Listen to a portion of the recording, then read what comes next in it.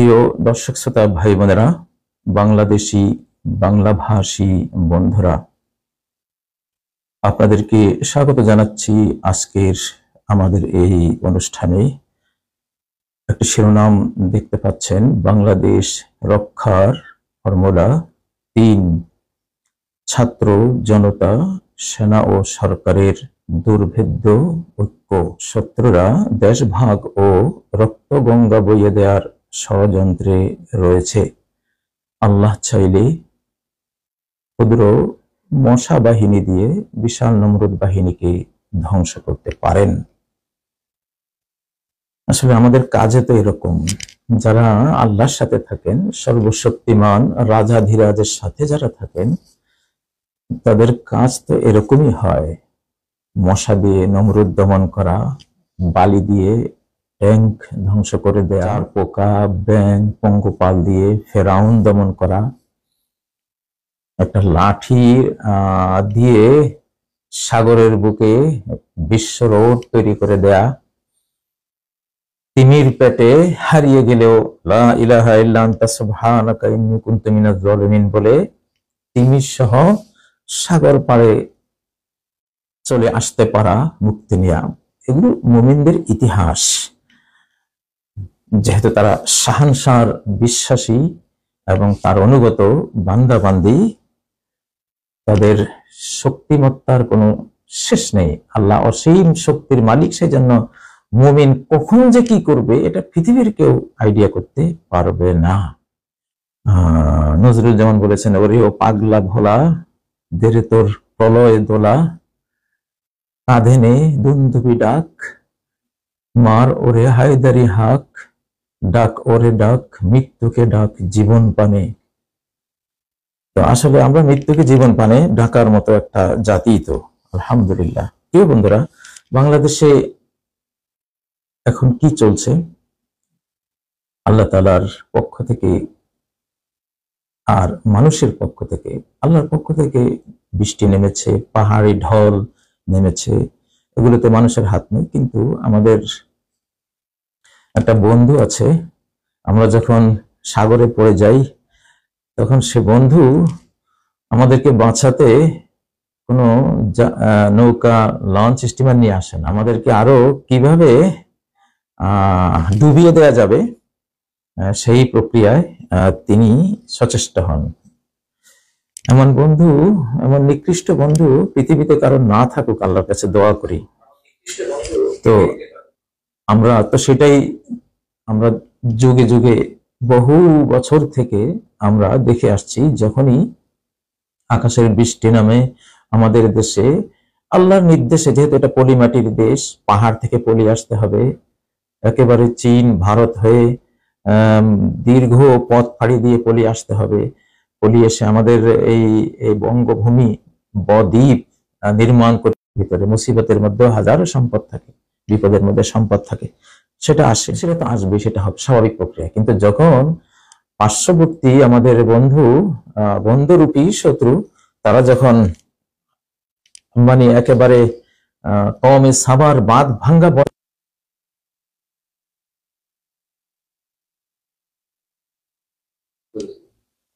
যখন ওই পানি, আমাদের একটু সমস্যা হয়েছিল, সেজন্য একটুখানি বিরতি হয়ে গেল। যাই হোক, তো এটা আল্লাহ তাদেরকে হেদায়েত করুন, বাংলাদেশকে আল্লাহ তাআলা হেফাজত করুন। বানভাসী বন্ধুদেরকে, ভাই বোনদেরকে আপনারা যে দিক থেকে পারেন সর্বদিক থেকে আপনারা সহায়তা করবেন ইনশাআল্লাহ। তাদের খানা খাবারের যাতে কোনো কষ্ট যদ্দূর পারেন আপনারা লাঘব করার চেষ্টা করবেন। এই সময় হয় চতুর্দিক থেকেই বন্ধুরা চেষ্টা করেন, আমাদেরকেও অনেকে ফোন করেন, আমরা উৎসাহ দিই। আবাসী প্রবাসী সব বন্ধুরা বন্যার্তদের পাশে দাঁড়ান। সরকার, জনগণ, ছাত্র জনতা, সেনাবাহিনী, এখন যা হবে সব ঐক্যবদ্ধভাবে করতে হবে। আল্লাহ তাআলা আমাদেরকে বন্যা থেকে হেফাজত করেন, বন্যার যেই ক্ষতি এটা কাটিয়ে ওঠার তৌফিক দান করেন। প্রিয় বন্ধুরা, তো আজকে যে শিরোনামটি দিয়েছি, এটি আমাদের বাংলাদেশের বর্তমান যে প্রেক্ষাপট, বহু অন্তরালের ষড়যন্ত্রের ঘেরাটোপে আমরা আবদ্ধ হয়ে আছি। সেই জন্য এই সময় খণ্ডিত ছোট্ট দলীয় কোনো চিন্তায় দেশকে বাঁচাতে পারবে না। আমি যে শিরোনামটা দিয়েছি, ছাত্র জনতা সেনা ও সরকারের দুর্ভেদ্য ঐক্য, এটাই বাংলাদেশ রক্ষার একমাত্র উপায়। এটা ছাড়া বাংলাদেশ এই মুহূর্তে, এই ক্রিটিক্যাল মুহূর্তে সে নিজেকে আর রক্ষা করতে পারবে না, টুকরো টুকরো হয়ে যেতে পারে। অলরেডি আমাদের পার্শ্ববর্তী যে ভারত, তাদের মিডিয়ায় যে জঘন্য মিথ্যাচার, একটা যুদ্ধ অলরেডি, গাজওয়াতুল হিন্দ আল ফিক্রিয়া, ওরা চিন্তাগত যে ভারত যুদ্ধ, যেটা আসলে বাংলাদেশের বিরুদ্ধে সবচেয়ে বেশি আশ্রয় পড়বে, ওইটা অলরেডি তারা চিন্তাগত এই ময়দানে তারা শুরু করে দিয়েছে। প্রচন্ড রূপে হুমকিও দিচ্ছে বাংলাদেশে তারা আক্রমণ করবে, এমন হুমকি দামকি শুরু হয়েছে অলরেডি অন্তরালে।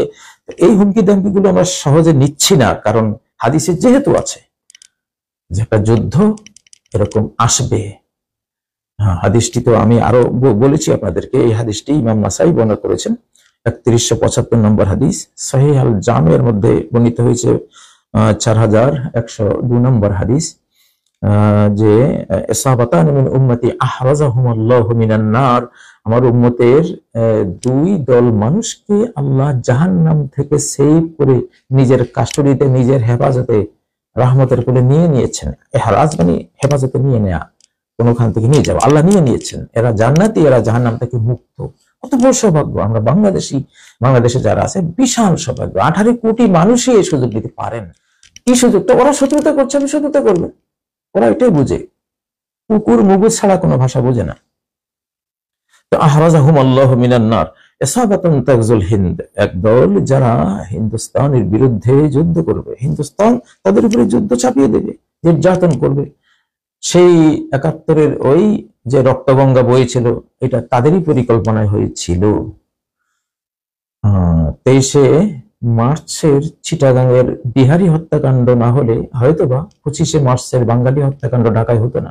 এগুলি ইতিহাস, এগুলি একটা করা হয়, এটার কারণে প্রচন্ড ঢেউ উঠে আরেকটা সংগঠিত হয়, এগুলো করা হয়েছে, আমরা জানি।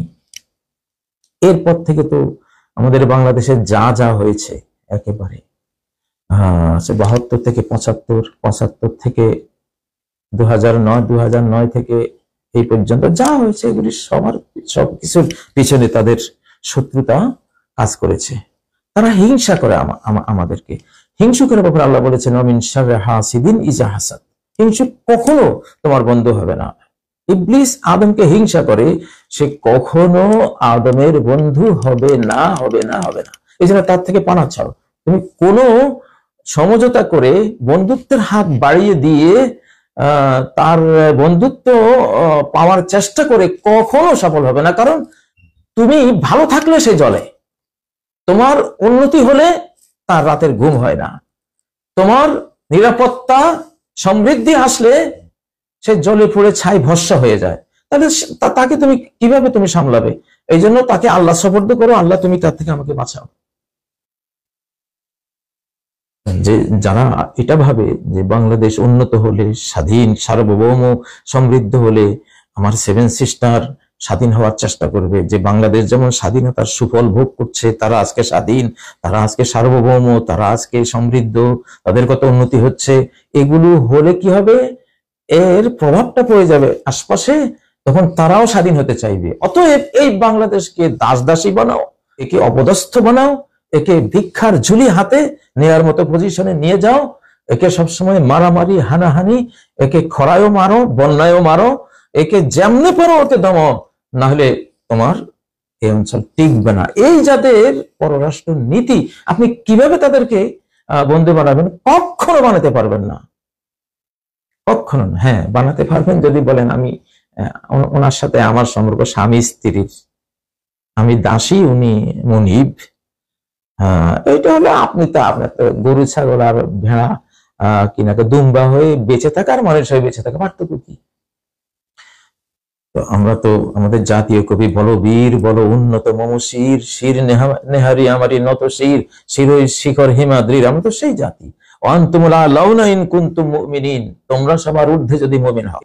অতএব সামনে যেই অবস্থা আসতেছে, আজকে আপনাদেরকে আমি এই যে হাদিসটা বললাম যে সাহাবাতুন তাকজুল হিন্দ, যারা দেখেন অ্যান্টি ভারত, যেহেতু ভারত সবসময় আমাদেরকে নির্যাতন করে, উৎপীড়ন করে, আগ্রাসন চালায়, খুন করে, গুম করে, আমাদের অর্থনীতি ধ্বংস করে, ফারাক্কা, টিপাইমুখ বাঁধ, তিস্তামুখ ব্যারেজ, এই যে ব্যারেজ গুলো, ব্যারেজের পর বড় আমাদের শত শত নদী মেরে একেবারে কি করে দিল, চটান করে দিল, মরু ধুধু মরুর মতো তৈরি করে ফেললো। আমাদের কি বন্ধু ওরা? ওরা কিভাবে ইলিশ চায়? পদ্মার বুকে যারা ফারাক্কা বসায়, সে ওই পদ্মার ইলিশ কিভাবে দাবি করতে পারে? লজ্জা লাগে না? আসলে শরম তো নাই। তো যাই হোক, এগুলো আমাদের বুঝতে হবে। আল্লাহ কি বলছেন? ওয়াতিউল্লাহ ওয়া রাসূলহু ওয়া লা তানাযাউ ফাতাফশালু ওয়া তাযহাবা রিহুকুম ওয়াসবিরু ইন্নাল্লাহা মা'আস সাবিরিন। 46 নম্বর আয়াত সূরা আল-আনফাল। আল্লাহর রাসূলের কথা শোনো, ঝগড়াঝাটি করো না, কুন্দল করো না, এক দল হয়ে যাও, এক জাতি হয়ে যাও। যদি কুন্দল করো, দলাদলি করো, ফাতাফশালু, তোমরা ব্যর্থ রাষ্ট্র হয়ে যাবা, ব্যর্থ জাতি হয়ে যাবা, ব্যর্থ ব্যক্তি হয়ে যাবা, ব্যর্থ সমাজ হয়ে যাবা। ফাতাফশালু, যত রকমের ব্যর্থতা সব চলে আসবে। ওয়া তাযহাবা রিহুকুম, আর তোমাদের রাষ্ট্র বিলীন হয়ে যাবে। এই রি মানে কিন্তু মুফাসসিরিন বলেছেন আদ-দাওলা, রি মানে হলো ঝঞ্ঝাবাট্টা। ঝঞ্ঝাবাট্টা যেমন একদিকে ছুটে সব চুরমার করে নিয়ে যায়, একটা শক্তি, ঠিক মানুষ এটা করতে পারে কখন? সে যেদিকে ছুটবে একটা চুরমার করতে পারবে বা কোনো নির্মাণ করতে পারবে। এই ক্ষমতা কখন হয়? যখন সে একটা রাষ্ট্রীয় কাঠামোতে সংঘবদ্ধ হয়। এই জন্য রূপক অর্থে রাষ্ট্রশক্তিকে আরবিতে রি, ঝঞ্ঝাবাট্টা, টর্নেডো, সাইক্লোন এসব বলা হয়েছে। তো অথাজাবারই হুকুম, যদি দলাদলি করো তাহলে রাষ্ট্রশক্তি হারিয়ে ফেলবে। কত বড় কথা, কত বড় কথা। প্রিয় বন্ধুরা, অসবিরু, অবিচল অটল থেকো, অটল থেকো, সবাইকে ঐক্যবদ্ধ রেখো, নিজের স্বার্থ ত্যাগ করো, ত্যাগী সমাজে পরিণত করো নিজের সমাজকে। ভোগী সমাজ, শুধু ভোগছেও না, শুধু ভোগ দিয়ে তো ঐক্য হয় না। আসলে ভোগের কারণে অনৈক্য আসে, ভোগের কারণেই অনৈক্য আসে। সবাই চাইবে, ভোগীরা সবাই চায়, ও পাইলো আমি কেন পেলাম না, অতএব আমি নাই তার সাথে, ওর বেতন এত বেশি আমার এত কম কেন, লাগাও ওর বিরুদ্ধে। এটা ভোগের দাবি। আত্মাগী হলে আর কে কি কায় খাক, আলহামদুলিল্লাহ, সে তো আমরা একই মায়ের কোলের সন্তান, একই বাংলা মায়ের সন্তান। জমিনকে কোনো কোনো হাদিসে মাও বলা হয়েছে। তো যাই হোক, হিয়া উম্মুকুম, এই মাটি তোমাদের মা। যেমন আমাদের বাংলা কবিতায় রয়েছে, আমাদের ছোট গ্রাম মায়ের সমান, আলো দিয়ে বায়ু দিয়ে বাঁচাইছে প্রাণ, মায়ের সমান। তো এটা হাদিসের বিপরীত না। ইন্নাল্লাহা মা'আস সাবিরিন, আল্লাহ সাবিরিনদের সাথে রয়েছে। তো বাংলাদেশে আমি এখানে আপনাদেরকে এই পিরিয়ডটা, ডক্টর ইউনূস সাহেবের এই পিরিয়ডটা, ইউনূস সাহেবের নাম নিলে অনেকে আমাদেরকে অনেক গালিগালাজ করেন, দেখি মাঝে মধ্যে কমেন্ট করেন, উনি সুদ খেয়েছেন, উনি করেছেন। বাবারে, সুদ তো খেয়েছে আমরা জানি, কিন্তু তুমি তো লাভ লসের মধ্যে কম্পেয়ার করবা। এই ইউনূসকে দিয়ে আমরা নমরুদ থেকে বেঁচেছি। আমাদের কচিকাঁচা ছাত্রদের আন্দোলনে এবং ইউনূসের সম্পর্ক অংশগ্রহণে আমরা নমরুদ থেকে বেঁচে গেছি। সুদ বড় না, নমরুদের অত্যাচার বড়, নমরুদের অত্যাচার বড়। জীবন গিয়েছে, দিন গিয়েছে, ইমান গিয়েছে, সম্পদ গিয়েছে, নিরাপত্তা গিয়েছে, গোটা দেশ একটা কি অবস্থা আমরা পড়েছিলাম। এখন সুদ যখন জাহিলি যুগ আসে, জাহিলি যুগ আসলে জাহিলির যুগের যেই মূল থিম গুলো, যে ভোগ বিলাসের, জিনা ব্যভিচারের, গান বাজনার, সুদ ঘুষ, এগুলি জাহিলি যুগের কতগুলো মূল তানা বানা, এগুলি দিয়ে জাহিলিয়াত হয়। তো এগুলি যখন আল্লাহ তাআলা চিকিৎসা করেন, শুরুতেই আল্লাহ এটা বলেন না যে সুদ ছেড়ে দাও, শুরুতে আল্লাহ বলেন না যে মদ ছেড়ে দাও, শুরুতে কখনো আল্লাহ বলেননি যে তোমরা গান বাজনা ছেড়ে দাও, জিনা ব্যভিচার ছেড়ে দাও, এটা বলেন না। দেখুন, এটা আয়েশা সিদ্দিকা রাদিয়াল্লাহু আনহার মতো সমাজ বিজ্ঞানী মহিয়সী নারী, আমাদের মা উম্মুল মুমিনিন, সহিহ বুখারীতে সূরা আল মুদ্দাসসিরের সম্পর্কে এবং প্রথম দিককার আয়াতগুলি সম্বন্ধে উনি একটা উক্তি করেছেন, আপনাদের এটা জানা উচিত। উনি কি বলেন? ইন্নামা নাযাল আউওয়ালা মা নাযালা মিনাল কুরআন সূরাতুম মিনাল মুফাসসাল, প্রথম যে সূরা আল্লাহ নাজিল করেছেন বা নাজিল হয়েছে আল্লাহর পক্ষ থেকে, মুফাসসালের সূরা, সেই সূরা যেমন সূরা আলাক, সূরা আল মুদ্দাসির। সেখানে কি আছে? চোরের হাত কাটো, জিনাকারকে 100 বেত লাগাও, বা ডাকাতি করলে উল্টা হাত পা কেটে ওকে শাস্তি দরকার, যেমন জঘন্য। এগুলো আসে নাই, এগুলো বহু পরে। গান ছেড়ে দাও, মদ ছেড়ে দাও, এগুলো তখন আসেনি। তখন কি এসছে? ফিহা যিকরুল জান্নাতি ওয়ান নার, যে ফিউচার ভিশন, ভবিষ্যৎ দর্শনের থিওরি আসছে। তোমাদের এই জীবন শেষে এক অনন্ত জীবন রয়েছে, সেখানে জান্নাত রয়েছে, গাছগাছালি, পাক পাখালি, ঝর্ণা দ্বারা সোনার উপর প্রাসাদ রয়েছে, সেখানে এই এই এই ফিউচার ভিশন দিয়েছে জান্নাত। আর যদি তোমরা সেটা কবুল না করো তাহলে জাহান্নাম রয়েছে, এই আগুন, এই শাস্তি, হায় হায় কি অবস্থা। বাস এটুকু। আয়েশা কি বলেন? ওয়ালাউ নাযাল আউওয়ালা মা নাযাল লা তাশরাবুল খামর, প্রথমেই যদি আল্লাহ তাআলা মুহাম্মদ সাল্লাল্লাহু আলাইহি ওয়াসাল্লামের উপরে ওহী পাঠিয়ে দিতেন, এই আরব বিশ্ব, আমি নবী হয়ে এসেছি, মদ ছেড়ে দাও, মদ খেতে পারো, তখন ফলাফলটা কি হতো? ইমপ্যাক্টটা কি পড়তো সমাজে? লাকালু লা নাদাউল খামরা আবাদান, কোশ্চেন করলো আমরা মদ ছাড়বো না। তোমার কথা মদ ছাড়বো? মদে ওরা আপাতত অবস্থায় ডুবে আছে। এটা থেকে এখন বললে, পেটে লাথি মারলে তো শুরুতেই ওই ব্যক্তি থেকে ওরা বলবো তো তোমার এই আদেশের দরকারই নেই, আমাদের ছুটে যাবে। এই জন্য মদের উপরে হাত দেননি। মদের উপরে হাত দিয়েছেন 13 আর 5 কত? 13 5 কত? 18 বছর। নবীজির নবী হওয়ার 18 বছরের মাথায় মদ 4 স্টেপে হারাম করেছে। প্রথমেই যদি বলা হতো এই জিনা ব্যভিচার করো না, তারা বলতো আমরা ছাড়বো না, খাওয়া দাওয়া ফুর্তি করে দুনিয়াটা মস্ত বলে, এরকম একটা কথা বলতো। কিন্তু আল্লাহ তাআলা কোরআনের, আপনি দেখবেন 30তম যে পারাটা, আমাদের বাংলাদেশ সংবিধানে কোরআন আসবে ইনশাআল্লাহ, তোমরা প্রথমে 30তম পারাটা নিয়ে আসো, মনোথিজম। এখানে কোনো জুডিশিয়াল কোনো বিচার আচার নাই, অন্তর্জগৎ তৈরি করেছে, জান্নাত, জাহান্নাম, আখিরাত, ভালো মানুষ হওয়া, মানে আল্লাহর সাথে সম্পর্ক, কি সুন্দর সুন্দর। আমাদের প্রথম আমরা এটা দিয়ে শুরু করতে পারি। 23 বছরে তো কোরআন এসছে, আমরা দরকার হতে আমাদের লাগুক, সময় লাগুক, সমস্যা তো নেই, ধীরে ধীরে আসতে হবে। এখন যদি শুরুতেই বলি যে ইউনূস সাহেব উনি সুদ খেয়েছেন, আপনি বাদ, আপনি পাইবেনটা কারে? সুদ কবে হারাম হয়েছে আপনাকে তো সেই ইতিহাসটা জানতে হবে। কবে? দেখুন, গান বাজনা, হিজাব, গান বাজনা সহ জিনা ব্যভিচার হারাম হয়েছে 5ম হিজরিতে গিয়া, প্রায় 5ম হিজরি, মানে 18 বছরের মাথায়। মদও ওর কাছাকাছি টাইমে। সুদ হারাম হয়েছে কখন? নবী সাল্লাল্লাহু আলাইহি ওয়াসাল্লামের মৃত্যুর বছরে, 23তম বছরে, একেবারে শেষ। সুদ নিষেধ করা মানে কি? এটা একটা অর্থনৈতিক প্রক্রিয়া। সারা বাংলাদেশে 90% ব্যাংক হলো সুদে গোটা জাতি ডুবে আছে ব্রিটিশ আমল থেকে। ইউনূস সাহেব তো সেই স্রোতধারায় ভেসে যাওয়া একজন মানুষ। আমরা এখন ওনাকে পরামর্শ দেবো, আপনি উইদাউট ইন্টারেস্ট, উইদাউট বেনিফিট আপনি গ্রামীণ ব্যাংক চালান, মানুষকে ঋণ দেন, ঋণ আপনি তুলে নেন, কোনো প্রফিট নেবেন না, ইনশাল্লাহ তিনি মানবেন সেটা। কারণ তিনি এখন রাষ্ট্রপতি, আমরা তাকে আমরা সেই মোটিভেশন আমরা করবো ইনশাল্লাহ কোরআন সুন্নাহ দিয়ে।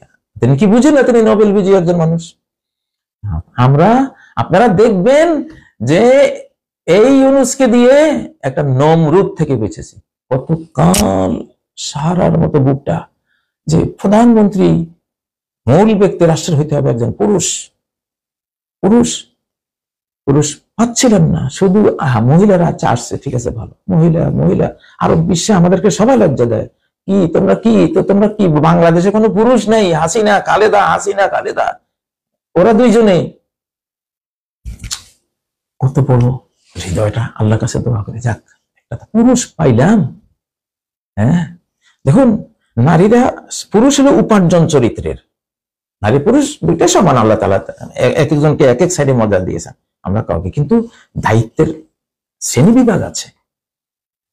একটা ষাঁড় গরু, একটা বিশাল মহিষ যদি এনে আপনি কয়েকজন মহিলাকে বলেন এটা জবাই করেন, জবাই করতে পারবে কিনা আমি জানি না, কিন্তু কয়েকজনকে হাসপাতালে ভর্তি হবার মধ্যে কোনো সন্দেহ নাই। এই জন্য কেউ মহিলা দিয়া মহিষ জবাই করায় না, কেউ মহিলা দিয়া এগুলি করতে যায় না। দায়িত্ব ভাগ আছে। পুরুষের উপার্জন চলিতে সে আর্ন করে, সবসময় অর্জন করতে চায়, রাজ্য জয় করবে, রাজ্য দখল করবে, নিজেকে সেফ রাখবে। আর নারী হলো বিসর্জন চরিত্রের অনেকটা। কোরআনে একজন নারী রাষ্ট্রপতির কথাই আসছে, বিলকিস রানী। উনি সুলাইমানের সামনে পড়ে নিজেকেও বিসর্জন দিয়েছেন, নিজের দেশটাও বিসর্জন দিয়েছেন। আমাদের নারী কি করলো? স্বামী স্ত্রী হইয়া নিজেকেও বিসর্জন দিয়েছেন, নিজের দেশটাও তো দিয়েছেন। ভাগ্য ভালো যে আমাদের তরুণরা উদ্ধার করেছে, আমরা তো পারিনি। তো বহুদিন থেকে এটা আগ্রহ ছিল একজন পুরুষ রাষ্ট্রনায়ক আসুক, বিশেষ করে নিরাপত্তার সময়ে। নিরাপত্তা সংকটকালে পুরুষরা সামলাতে পারবে না, অসম্ভব কথা। গ্রামীণ জীবনে যখন আমরা ভাই বোন কোথাও যাচ্ছি, সামনে একটা মারামারি লাগছে, ভাই বলে কি, ভাই বোন তুই একটু এই বাড়িতে ঢুক, আমি দেখে আসি কি হচ্ছে। হ্যাঁ, এটা পুরুষের কাজ। যাই হোক প্রিয় বন্ধুরা, তো ইউনুসকে দিয়ে গোটা বিশ্ব, এমনি আমরা বাংলাদেশিরা এখন কি হয়ে গেছি, আমরা জঙ্গি হয়ে গেছি, সন্ত্রাসী হয়ে গেছি। আমাদের যুবকরা তারা স্বৈরাচারের বিরুদ্ধে যুদ্ধ করলো, তাদেরকে এসব টাইটেল দেওয়া শুরু করেছেন। এই লোকেরা যদি দেখতো যে একজন হুজুর, ইউনুস সাহেবের জায়গায় একজন হুজুর দাড়ি-টাড়িওয়ালা আইছে, তাহলে এই যে দেখো আমরা যা বলছি, এই যে দেখো। কিন্তু ইউনুস সাহেব এমন একটা ব্যক্তি, ওনাকে জঙ্গি বললে পৃথিবীর কেউ বিশ্বাস করতো না, তারা জুতা কাটা করবে। শান্তিতে নোবেল বিজয়ী। আল্লাহর শোনেন, কুলিল্লাহুম্মা মালিকাল মুলক, সাম্রাজ্যের মালিক আল্লাহ। ইউতি মুলকাহু মাইয়াশা, তিনি যাকে চান তার রাজ্য দেন। এটা তিনি জানেন কাকে দিলে আমার এই সাম্রাজ্য টিকবে। তিনি চয়েস করেছেন, তিনি দিয়েছেন ওরে। আপনি কেন এটাকে নিয়ে আমাদেরকে ক্রিটিসাইজ করেন, ট্রল করেন, আমাদেরকে বলেন যে কত টাকা কিছু। আমি বাংলাদেশে একটা চৌকিদারের পোস্ট তো নেই, কখনো নেবো না। রাস্তার একটা টাকাও তো কখনো নষ্ট করিনি। আমরা বলি আল্লাহর কাজ করি, আমাদেরকে সমালোচনা করবেন না, ওইভাবে উচিত না আপনাদের। আমরা সারাটা জীবন এই কোরআন কিতাব নিয়ে, আল্লাহকে নিয়ে আমরা কাটিয়েছি, ওনার দিনে দাওয়াত দিয়ে কাটিয়েছি। যাই হোক, আজকে বাংলাদেশ সম্বন্ধে, বাংলাদেশের ভবিষ্যৎ কি হতে যাচ্ছে, এটা নিয়ে আমাকে অনেকে প্রশ্ন করেন। শাহ নেয়ামতুল্লাহ রহমতুল্লাহ একটা কাসিদা আছে, কাসিদায়ে সওগাত। এটা নিয়ে অনেকে বিতর্ক করেন, অনেকে এটাকে বলেন যে এটা গণক, উনি একটা গণক ছিলেন, আর গণকের কথা বিশ্বাস করলে ঈমান থাকে না। হ্যাঁ, অবশ্যই আলবৎ সত্য, গণকের কথা বিশ্বাস করলে তো ফাকাত কাফারা বিমা উনজিলা আলা মুহাম্মাদিন সাল্লাল্লাহু আলাইহি সাল্লাম, এটা তো সত্য যে সে মুহাম্মদ সাল্লাল্লাহু আলাইহি সাল্লামের উপরে নাজিল করা জিনিসকে অস্বীকার করলো। কিন্তু শাহ নেয়ামতুল্লাহ রাহিমাহুল্লাহ ইসলামের সুফি সাধকদের মধ্যে যারা, জুনাইদ বাগদাদি, আব্দুল কাদের জিলানী, তারপরে সেররি আস-সাকাতি, এই যে ফুদাইল ইবনে আয়াদ, হাসান আল বসরি, আব্দুল ইবনে মাসউদ, ইব্রাহিম আন-নাখঈ, ইমাম আহমদ ইবনে হাম্বল, তারপরে আলকামা, এরা সবাই কিন্তু এরা কি ছিলেন? রুহবানুল লাইলি ফুরসানুন নাহার, টোটাল সাহাবী সমাজ, রাতের সন্ন্যাসী, দিনের যোদ্ধা, অশ্বারোহী, এই টাইপ ছিলেন। তো এই শাহ নেয়ামতুল্লাহ তো তাদেরই একজন। তিনি কি গণক? উনি যে প্রেডিকশন গুলো দিয়েছেন, ভবিষ্যৎবাণী দিয়েছেন, আমি দেখেছি 100 কথার মধ্যে 100 কথাই সত্য। কোন গণকের 100 কথার মধ্যে একটা কথা সত্য হবে, 99 কথা মিথ্যা হবে। দলিল নেন, নবীজি বলেন, সাহাবারা জিজ্ঞাসা করেন যে গণকের মাঝে মধ্যে দেখি গণক একটা কথা বলছে, সত্য হয়ে গেছে। নবীজি বলেন, তিলকাল কালিমাতু মিনাল হাক্কি ইয়াখতাফুহাল জিন্নি, ওটা ওই যে একটা কথা তার সত্য তোমরা পাও, ওইটা হলো জিনেরা আকাশে মেঘমালায় যে ফেরেশতারা দুনিয়ার বিভিন্ন নির্বাহী কাজকাম নিয়ে আলোচনা করে, সে ওখান থেকে ছোঁ মেরে নিয়ে আসে, ইউকিররুহা ফি উযুনি ওয়ালিহি কাররাদ দাজাজা, মুরগির মতো কক করে সে তার গণকের কানে ঢেলে দেয়। তো গণক করে কি, একটার সাথে ফায়াখলিতুনা ফিহা আকসারা মিন মিআতি কাযবা, এই গণক ওই একটা হক কথা, সত্য ইনফরমেশনের সাথে 100 এর বেশি মিথ্যা জড়িয়ে দেয়, মিশিয়ে দেয়। এই হাদিসটি নবী সাল্লাল্লাহু আলাইহি সাল্লাম সহিহ মুসলিম থেকে এটা বর্ণিত, 2224 নম্বর হাদিস, সহিহ হাদিস। গণকের শত কথার মধ্যে একটা হবে সত্য, 99টা মিথ্যা। আর কাসিদায়ে সওগাতে আমরা দেখি উনি শত কথা বলেছেন, শত কথায় সত্য। আমি একটু নমুনা দেখাই আপনাদের। এই প্রশ্নটা যেহেতু আলেমদের মধ্যে এই কাসিদায়ে সওগাত নিয়ে বিতর্ক আছে, তবে যার তার কথা বিশ্বাস করা যাবে না, বিতর্কের একটা ফায়দাও আছে। যারা বলছেন যে এগুলো অনেক সময় হয় কি, মানুষ ইলমুল গায়ব আর খবরুল গায়বের মধ্যে পার্থক্য করে না। তো এই কথাগুলো কিন্তু ইলমুল গায়ব না, ইলমুল গায়বের মালিক শুধু আল্লাহ, আল্লাহুল গায়ব তিনি। কিন্তু খবরুল গায়ব, গায়বের খবর তিনি কাউকে কাউকে জানান, নবীগণের মধ্যে। তিলকা মিন আমরাইল গায়ব নুহিয়া ইলাইক, এগুলো গায়বের খবর। কখনো আল্লাহ বলেনি যে এটা তিলকা মিন ইলমিল গায়ব, এটা ইলমুল গায়ব তোমাকে দিয়েছে না। আল্লাহ তাআলা ইলমুল গায়ব কোন সৃষ্টিকে, কোন নবী রাসূল ওলিয়া আউলিয়া কাউকে দেননি। নবীগণকে খবরুল গায়ব দিয়েছেন। মিন আম্বাইল গায়ব, বারবার কোরআনে আছে এই আয়াতটি। তিলকা যালিকা মিন আম্বাইল গায়ব, সূরা আলে ইমরানে আছে যালিকা মিন আম্বাইল, সূরা হুদ তিলকা মিন আম্বাইল গায়ব। এগুলো গায়বের খবর, গায়বের ইলম না। গায়বের ইলম এক জিনিস, গায়বের খবর আরেক জিনিস। অনেকে যখন সমালোচনা করেন, উনি গায়বের ইলম কইয়া সমালোচনা করেন। আমরা তো কেউই বলছি না যে ওনার গায়বের ইলম আছে, মাত্র এটা তো সৃষ্টির কারো পক্ষে সম্ভব না। গায়বের খবর আল্লাহ দিয়েছেন, কিন্তু সেটা কোরআনে আছে মির রাসূলিন ইল্লা মান ইরতাদা মির রাসূল, সূরা আল জিন্নের একদম শেষ আয়াত, শেষ আয়াতের আগের আয়াতটা, যে রাসূলগণকে তিনি গায়বের খবর দিয়েছেন। আর এই কাসিদা, যেটা কাসিদায়ে সওগাত, এটা হলো একটা দর্শন, দৃষ্টি। এটা দৃষ্টি, দৃষ্টি জটিল বিষয়, এটা সবাই বুঝবে না যারা এই ময়দানের অশ্বারোহী না। এই যে হার্ট, হৃদয়, হৃদয়ের একটা ব্রেইন আছে, ফুয়াদ বলে, ফুয়াদ, মাথার ব্রেইন আছে। আমরা কিন্তু চোখ দিয়ে দেখি না, চোখ দিয়ে দেখি না, দেখি ব্রেইন দিয়ে। চোখ নেগেটিভ তুলে, কোনো বস্তু নেগেটিভ তুলে ব্রেইনকে দেয়, ব্রেইন পজিটিভ করে ওটাকে দেখে। হ্যাঁ, চোখের দেখাটা কিন্তু ব্রেইনের কাজ, চোখের কাজ না। চোখ তো একটা ক্যামেরা, অন্তরালে দেখে কে? ব্রেইনে। ব্রেইনে কি দেখে? বাহ্যিক বস্তু, ফিজিক্যাল বস্তুগুলো দেখে, ম্যাটেরিয়াল বস্তু, এই জিনিসগুলো দেখে। আর এইখানে আরেকটা ব্রেইন আছে যাকে বলা হয় ফুয়াদ। মা কাযাবাল ফুয়াদু মা রাআ, নবীজির মেরাজ সংক্রান্ত সূরা নাজমে আল্লাহ বলছেন মা কাযাবাল ফুয়াদু মা রাআ। ফুয়াদ কলব না, এটা হলো কলব, ওটাকে বলে, ওটা হলো দিলটা, হার্ট।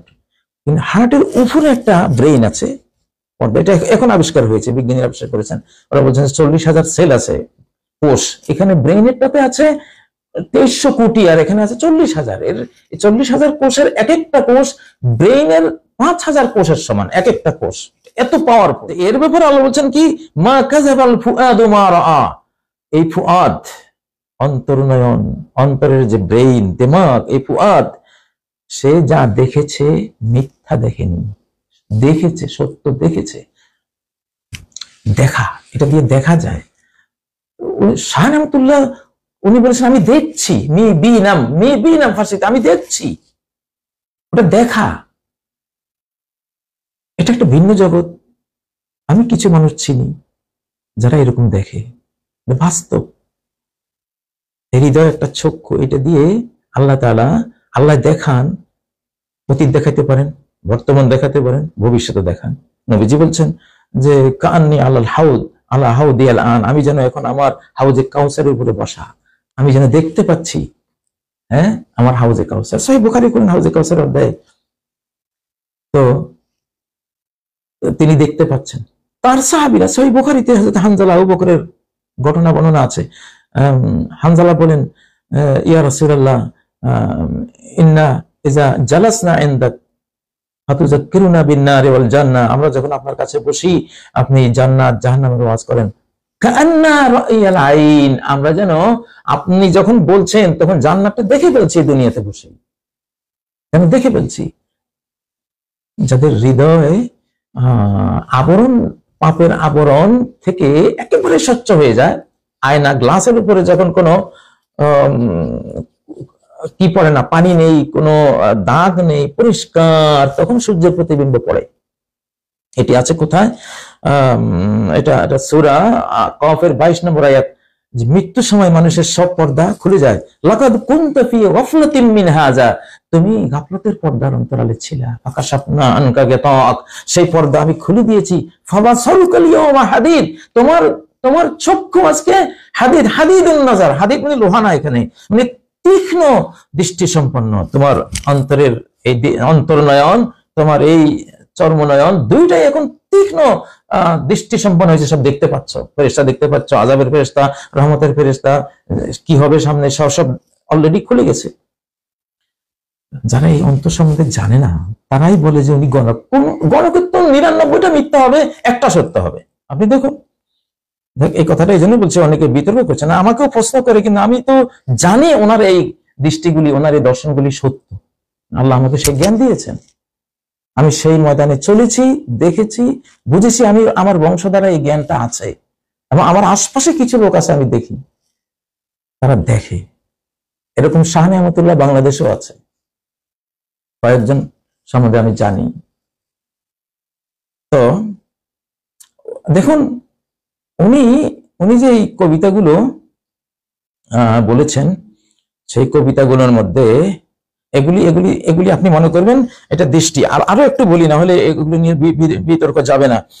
হযরতে ওমরের ব্যাপারে আল্লাহ বলছেন সূরা আল আনামের 122 নম্বর আয়াত, আওয়ামান কানা মাইতান, যে মৃত ছিল।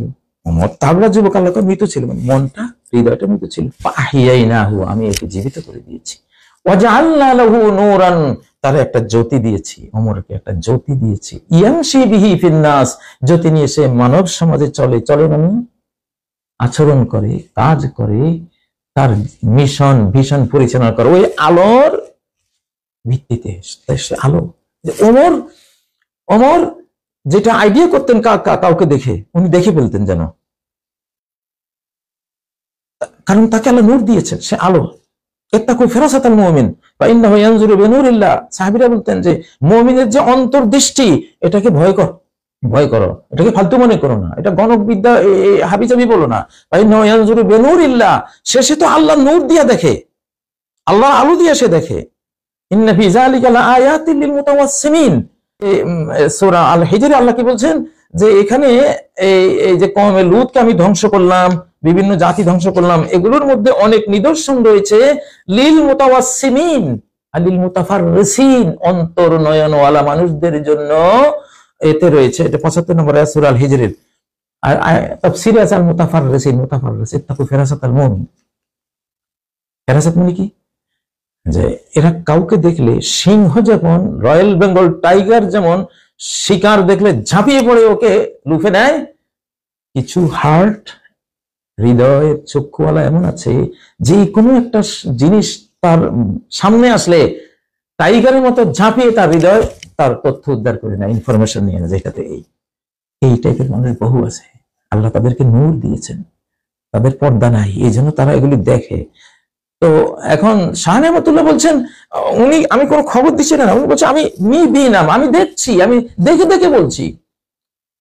নবী সাল্লাল্লাহু আলাইহি ওয়াসাল্লাম বলছেন, আমি তো হাউজে কাউসার দেখতে পাচ্ছি।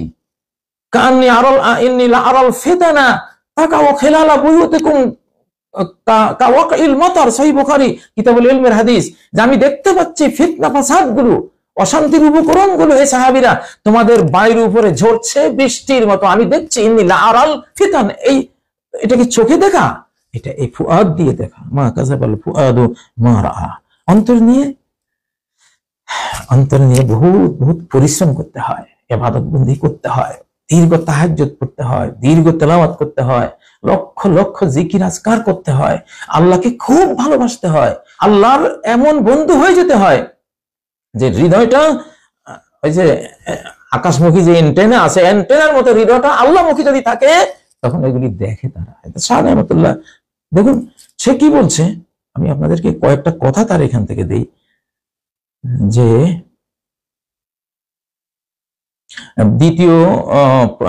প্রথম বিশ্বযুদ্ধের খবর সে বলতেছে, দ্বিতীয় বিশ্বযুদ্ধের খবর বলতেছে। দেখুন,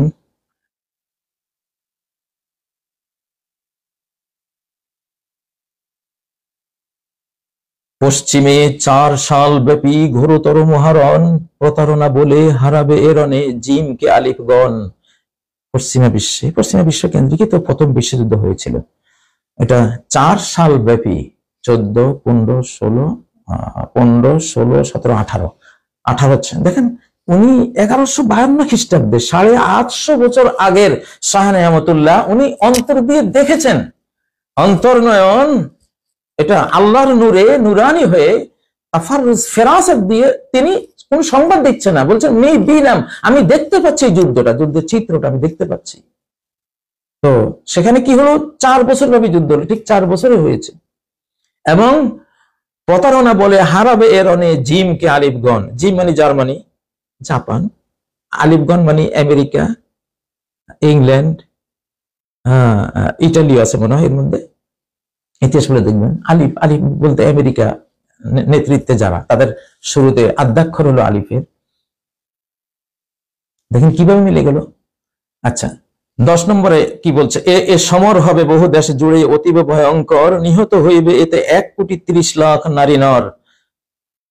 বহু দেশ মিলে যুদ্ধটা করবে তিনি দেখেছেন, তার হৃদয় নয়ন দিয়ে দেখেছেন, টাইম ট্রাভেলিং এর মতো যেন সামনে চলে গেছেন। এগুলি কুল্লুন ফি কিতাবি মুবিন, বিশ্বে কি হবে, কখন যুদ্ধ হবে, কখন কিয়ামত হবে, সিঙ্গার বুৎকার সব তো লৌহে মাহফুজের লেখা তো আছে। ওটা তো ইলেকট্রনিক লৌহের মতোই মনে হচ্ছে, আল্লাহু আলাম। তো সেখানে তো আছেই। নবী তো বলেছেন যে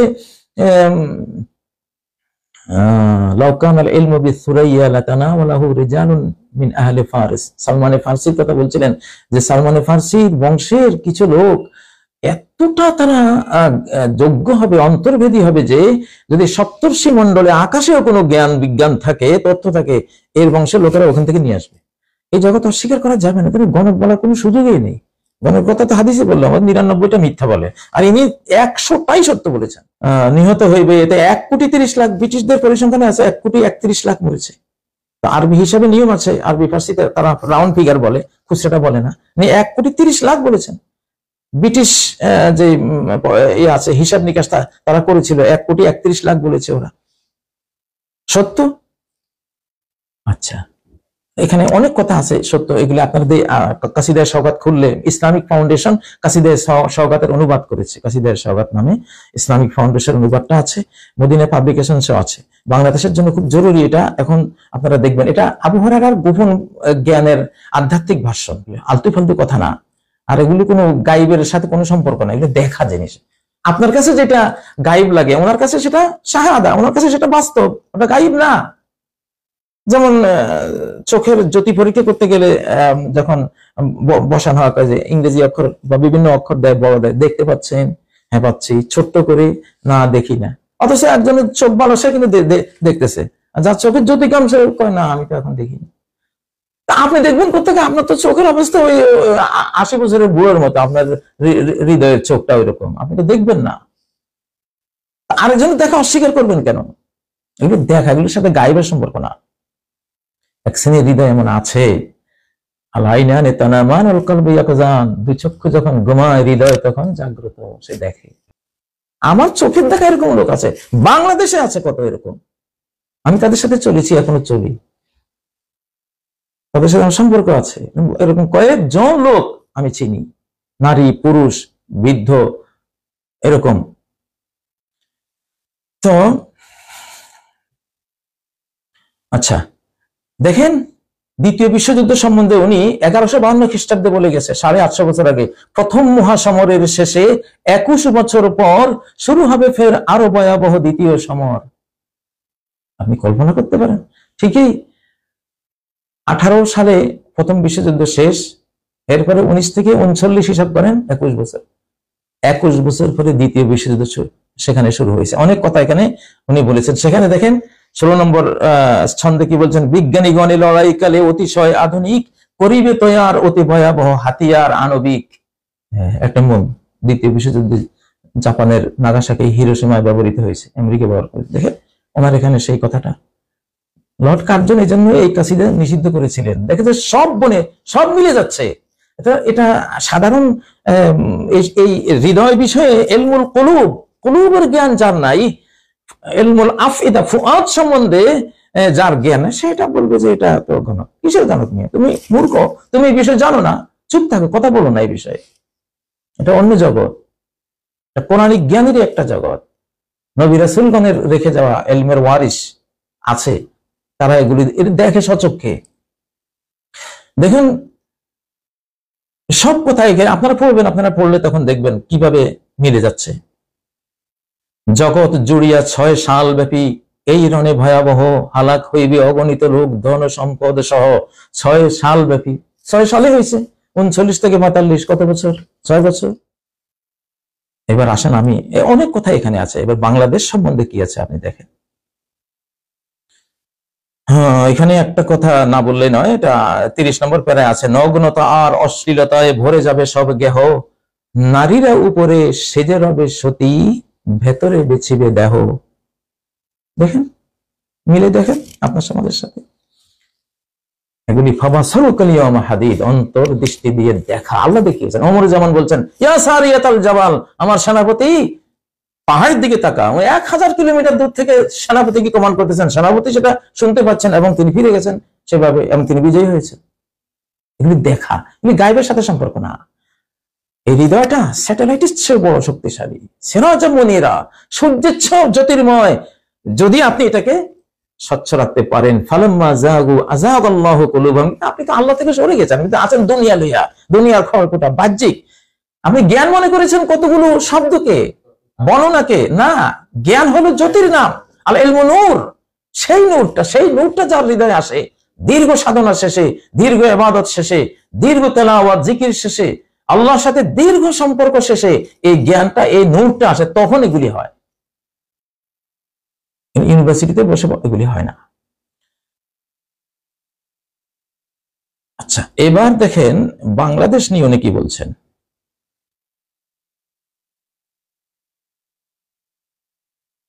অনুরূপ হবে পতন একটি শহর মুমিনদের, তাহাদের ধন সম্পদ যাবে দখলে হিন্দুদের, হত্যা ধ্বংস যজ্ঞ সেখানে চালাইবে তারা ভারী, ঘরে ঘরে হবে ঘোর কারবালা ক্রন্দন আহাজারি। বাংলাদেশের সামনে এরকম একটা ভয়াবহ দৃশ্য সামনে আসতেছে। মুসলিম নেতা অথচ বন্ধু কাফেরের তলে তলে, মদত করিবে পরিকেশে এক পাপ চুক্তির ছলে। এই পাপ চুক্তি, ওই যে 50 বছরের একটা চুক্তি আছে, পাপ চুক্তি, আবার নবায়ন হয়েছে। দেখুন কি বিস্ময়কর। প্রথম অক্ষরে থাকিবে সিনের অবস্থান, আরবি সিন, বাংলা তালিব বসা বা দন্তস।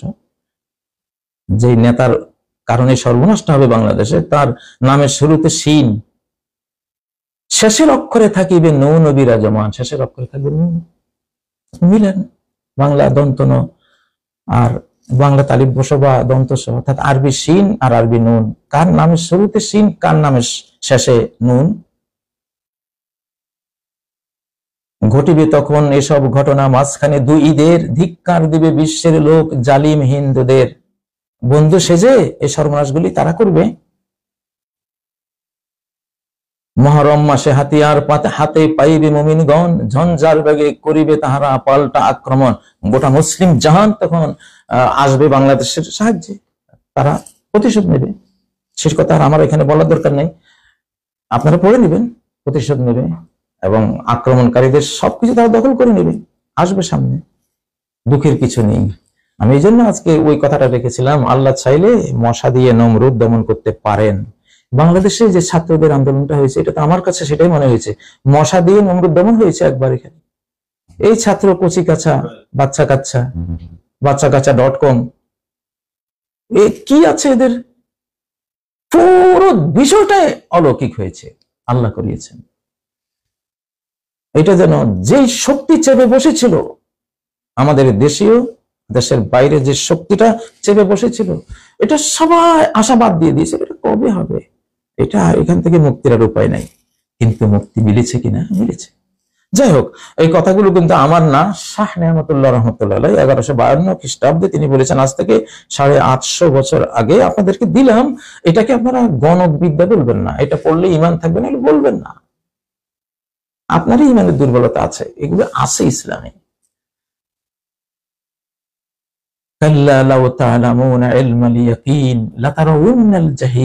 তুমি যদি ইলমুল ইয়াকিন, সন্দেহ মুক্ত জ্ঞানের অধিকারী হতে, সেই জ্যোতি যদি তোমার হৃদয়ে থাকতো, এই লাতারাউন্নাল জাহিম, রানিং, এক্ষুনি তুমি, এটা মোদারের সিগা, হাল, বর্তমানের শব্দ এটা, বর্তমানেই তুমি জাহান্নাম দেখতে পেতে। অনেক সাহাবীরা বলতেন, হযরত আলী থেকে আমার উক্তি আছে যে জান্নাত, আখিরাতে জান্নাতে গেলে নতুন কিছুই আমার দেখা হবে না, আমি সব দেখে বলছি।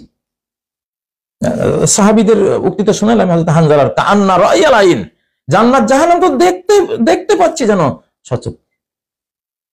হযরত আনাস বলেন, লাম্মা কাদিমা রাসূলুল্লাহ সাল্লাল্লাহু আলাইহি ওয়াসাল্লাম আল মদিনা, রাসূলুল্লাহ সাল্লাল্লাহু আলাইহি ওয়াসাল্লাম যখন মদিনায় আসলো, আবা মিনহা কুল্লু শাই, মদিনার সব কিছু যেন আলো ঝলমলিয়ে উঠলো। কোন সে আলো? নবীজি আসলে এটা কি বাহ্যিক আলো? না, অন্তর্জগতের আলো। হৃদয়ে এমন জ্যোতির্ময়তা চেয়ে গেছে যে মানে এমন শান্তি, এমন ইয়াকিন, এমন বিশ্বাস, এমন মানবতা, এমন রহমত বরকত এসে গেছে যে সবকিছু আলোকিত। এটা তিরমিজির হাদিস, গ্রহণযোগ্য একটি হাদিস। আলাম্মা কানাল ইয়াউমুল্লাযী মাতা ফীহি রাসূলুল্লাহ সাল্লাল্লাহু আলাইহি ওয়াসাল্লাম আযলামা মিনহা কুল্লু শাই, যেদিন রাসূল মরে গেলেন, হ্যাঁ, আযলামা মিনহা কুল্লু শাই, মদিনার সবকিছু যেন সবকিছু অন্ধকার হয়ে গেল। কি সেই অন্ধকার? সূর্যের আলো তো ঠিকই আছে, চোখের আলো তো ঠিকই আছে। এটাই বলি অন্তর জগৎ, হৃদয় জগৎ, স্পিরিচুয়াল ওয়ার্ল্ড। সেই ওয়ার্ল্ডে যে চলে না, সে বলবে এগুলো গণক। কিসের গণক বিদ্যা? এগুলো গণকের কথা শতকরা ৯৯টা মিথ্যা। যাই হোক, ইমাম হযরতে শাহ ওলিউল্লাহ রাহমাতুল্লাহ আলাইহি যেন সাওয়াতুল ইলহাম বই লিখেছেন। সাওয়াতুল ইলহামের জ্যোতির্ময়তা। আল্লাহ কি বলেছেন? আওহাইনা ইলা উম্মি মূসা নারদিহি, আমি মূসার মার কাছে ওহী পাঠিয়েছি যে মূসাকে দুগ্ধ পান করাও। কি ওহী? সেটা ইলহাম। ইলহাম আসে। আওহা রাব্বুকা ইলান নাহলি, সূরা নাহলে আল্লাহ বলেন যে আমি মৌমাছির কাছে ওহী পাঠিয়েছি। কি ওহী? তার অন্তরে ঢেলে দিয়েছি, আনিত্তাকিযি মিনাল জিবালি বুয়ুতা, পাহাড়ে তুমি মৌচাক বানাও, অমিনাস সাজারে, গাছে তুমি মৌচাক বানাও, অমিম্মা ইয়ারশুন, তারা যে ঘর বাড়ি বানায় সেখানেও তুমি মৌচাক বানাও। আমি মৌমাছিকে এই ওহী পাঠিয়েছি, মানে ইলহাম। এগুলি ইলহামই কথা। বরং পথচ্ছ আরেক ধাপ উন্নত, দৃষ্টি, হৃদয় দিয়ে দেখা, সিনারিও আল্লাহ দেখিয়েছেন, তিনি বলেছেন। এখনো এসব দেখার লোক আছে এই পৃথিবীতে, আমার বাংলাদেশে আছে, আমার আশপাশে আছে, আমি জানি। তো যাই হোক প্রিয় বন্ধুরা, এগুলোকে তারপরে যেহেতু এটা নিয়ে বিতর্ক আছে, তো এই জন্য কথাগুলো আসলে বলেছি। এটা কেউ গণকের কথা হিসেবে কল্পনাই করবে না। এগুলো মনে করবেন যে আবু হুরায়রার গোপন ব্যাগ। আল্লাহ রাসূল সাল্লাল্লাহু আলাইহি ওয়াসাল্লাম একদিন সব কথা বলে গিয়েছিলেন। হাদিসটা বলে শেষ করছি, লম্বা হয়ে গেছে কথাটা। সাল্লা বিনা রাসূলুল্লাহ সাল্লাল্লাহু আলাইহি ওয়াসাল্লাম আল ফজর, একদিন রাসূল সাল্লাল্লাহু আলাইহি ওয়াসাল্লাম আমাদেরকে নিয়ে ফজর পড়লেন। ওয়া সাইদাল মিম্বার, তারপর মিম্বারে উঠলেন। হাত্তা হাদারাতিজ যুহর ফাখাতাবানা, আমাদেরকে তিনি বক্তৃতা দিলেন। দিতে দিতে দিতে ফজরের পর থেকে যোহর হয়ে গেল। ফানাজালা ফাসাল্লা, নেমে তিনি যোহর পড়লেন। যোহর পড়ে তারপরে আবার সাইদাল মিম্বরে উঠলেন। ফাখাতাবানা হাত্তা জাআল আসর, আসর হয়ে গেল। আবার আসর পড়ে আবার মিম্বরে উঠলেন। হাত্তা জাআল মাগরিব, মাগরিব এসে গেল।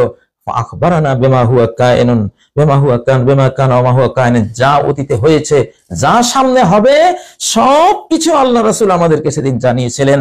ফাআলামুনা আহফাজুনা, আমাদের মধ্যে যার স্মরণ শক্তি বেশি, সে বেশি জানে এগুলো। দেখেন হযরতে হুযায়ফা রাদিয়াল্লাহু তাআলা আনহু, উনি বলেন যে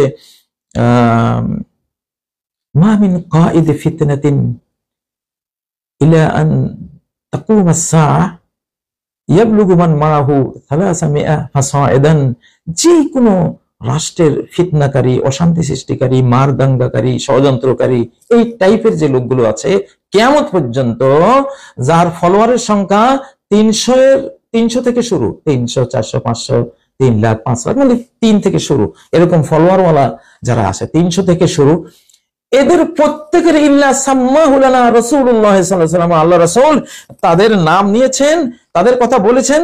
বিসমিহি, তার নাম, তার ওয়াসমে আবি, তার বাপের নাম, তারপরে ওয়াসমে কবিলাতি, তার কবিলার নাম, তার গোত্রের নাম সুদ্ধা, তার বিস্তারিত তিনি আমাদেরকে জানিয়েছেন। এটা আবু দাউদের মধ্যে হাদিসটি রয়েছে, হাসান পর্যায়ের হাদিস, গ্রহণযোগ্য একটা হাদিস। প্রিয় বন্ধুরা, যাই হোক, আজকে আর লম্বা করছি না, কিন্তু এখন বাংলাদেশের ভয় পাওয়ার কিছু নেই। আমি বলেছিলাম যে ইউনূস আলাইহিস সালামের জাতি একমাত্র জাতি যে তারা যখন শুনলো যে আযাব আসবে, তখন এমন ঈমান এনেছিল, আমানু, তারা এমন ঈমান এনেছিল যে আল্লাহ তাদেরকে মাফ করে দিয়েছে। কিছু কিছু প্রেডিকশন থাকে, এগুলো প্রেডিকশন আছে, কিন্তু আমরা এমন দোয়া করতে পারি, দোয়া গিয়ে বিপদকে ধরে ফায়া তাহলে জানে ইলাই অমিল কিয়ামা, দোয়া আরো বিপদে লড়াই করে কিয়ামত পর্যন্ত, ওই বিপদ নামতে পারে না। আমাদের যেহেতু এরকম একটা খারাপ পড়ার প্রেডিকশন আছে, অতএব আমরা আল্লাহমুখী হতে হবে ইনশাআল্লাহ।